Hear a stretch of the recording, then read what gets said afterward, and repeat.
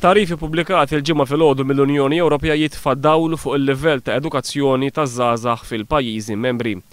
Fl-2010 fl-Unjoni Ewropea kollha bħala medja kienu 14% l-istudenti li temmew l-istudji tagħhom kmieni. F'Malta iżda din il-persentaġġ jitlaq għal 37%, l-ogħla rata ta' studenti li ma komplewx bl-istudji tagħhom fost is-27 pajjiż membru. 41% tal-ġuventur f'pajjiżna ma jkomplux bl-istudji, waqt li fost it-tfajliet ma jkomplux bl-istudji 32%.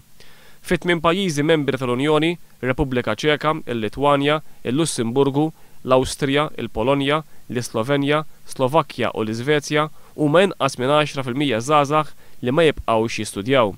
Fi Slovakkja 95% taż-żgħażagħ jibqgħu jistudjaw. Il-mira tal-Unjoni Ewropea hija illi sas-sena 2020 ikunu biss 10% taż-żgħażagħ Ewropej illi ma jkomplux bl-istudji tagħhom.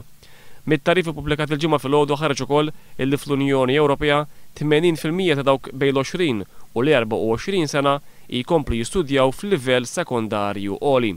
Pajjiżna iżda bi 53% u għal darb'oħra l-iktar pajjiż fl-Unjoni Ewropea kollha fejn hemm l-inqas rata ta' studenti li jkomplu jistudjaw f'livell sekondarju għoli. Inqas minn nofs il-ġuventur u 6 minn kull 10 tfajliet Maltin u Ewropej jagħmlu dan.